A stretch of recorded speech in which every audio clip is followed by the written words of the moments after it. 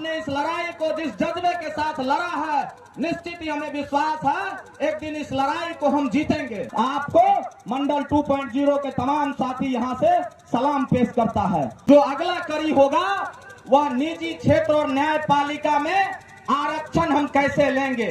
अगर आज चुप बैठे रहे तो कल आपके ऊपर आने वाले पीढ़ियों के ऊपर बुलडोजर चलेगा और पता चलेगा जो आज मिला हुआ है वह भी हमारे हाथों से छीन लिया जाएगा और आने वाली पीढ़ी को गुलामी के जंजीरों में जकड़ दिया जाएगा।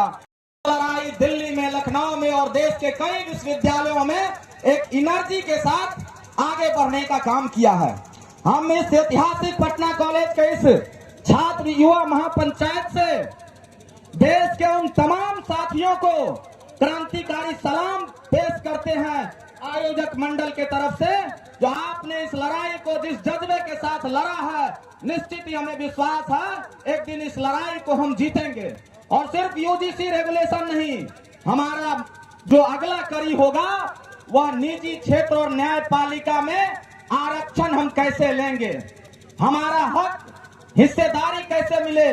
65% जो रिजर्वेशन का सवाल था जिसको न्यायपालिका ने रोक लगा दिया, उसको कैसे हम हासिल करें। तमाम आज जो हायर एजुकेशन इंस्टीट्यूशन है जहां आज भी लगातार जातीय आधार पे शोषण हो रहा है, उसको कैसे रोका जाए।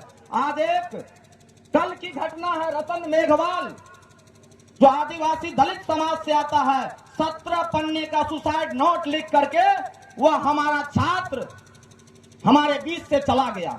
एम्स में पढ़ने वाला छात्र, उससे पहले कई हमारे छात्र चले गए, आप समझ सकते हैं।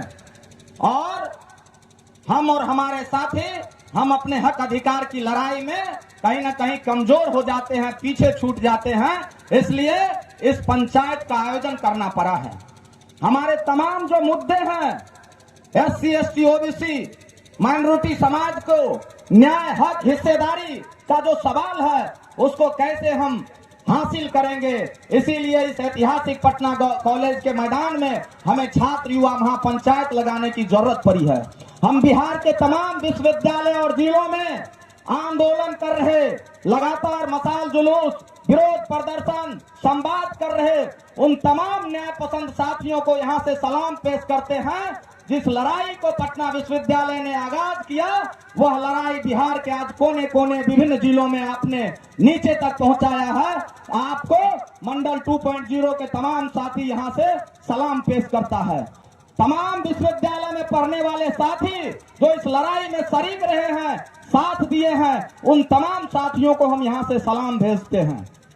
और साथियों, बहुत चुनौती भरा वक्त है जहां विधायक और MP का कोई अब मूल्य नहीं रह चुका है, जहां MP और MLA, सांसद, मंत्री, मुख्यमंत्री और प्रधानमंत्री का मनुवादी व्यवस्था जिस तरीके से हावी हो रहा है, जहां मुख्यमंत्री और प्रधानमंत्री को कोई इज्जत करने के लिए नहीं तैयार है, वहां हम और आप किस मुगालत में बैठे हुए हैं, इसको हमें सोचने की जरूरत है। हमारा क्या वजूद है। इसलिए आज भी जो हमारे लोग पढ़ा रहे हैं विश्वविद्यालय में, वे लोग भी डरे हुए हैं। जो विश्वविद्यालय में SC ST OBC माइनॉरिटी के पदाधिकारी हैं, प्रोफेसर है, प्रिंसिपल है, वह भी डरे हुए हैं। यह डराने का दौर है और उस डराने के दौर में डराने वालों के खिलाफ हम मुट्ठी ताने एकजुटता के साथ न्याय के लिए लड़ रहे हैं। इसलिए यह लड़ाई एक दिन हम जीतेंगे। कोई उस जीत से हमें बाधित नहीं कर सकता है, कोई हमें रोक नहीं सकता है। हम यहाँ झंडा, बैनर, पार्टी की बात नहीं करने आए हैं। हम अपने पुरखों के संघर्ष को, उनके त्याग, बलिदान और विचारों को सुनने, बोलने आए हैं। जो बाबा साहब अम्बेडकर ने सपना देखा था, कर्पूरी लोहिया जगदेव बाबू ने जो सपना देखा था, तमाम जो हमारे बहुजन नायक रहे हैं, उनका जो सपना था, उस सपने को आज बुलडोजर चलाने के लिए इस देश की जो है मनुवादी व्यवस्था तैयार है। इसलिए उस व्यवस्था को ध्वस्त करने की हमारी लड़ाई है और उस लड़ाई में जितने यहाँ साथी बैठे हैं बराबर के भागीदार होंगे। इस चीज को आप ख्याल रख लीजिए। सबकी बराबर की हिस्सेदारी कुर्सी पे बैठे और फील्ड में इधर उधर घूम रहे तमाम साथी हो, कोई कमतर नहीं है। न्याय की लड़ाई में हर एक जो योद्धा यहाँ है सब बराबर के हिस्सेदार हैं।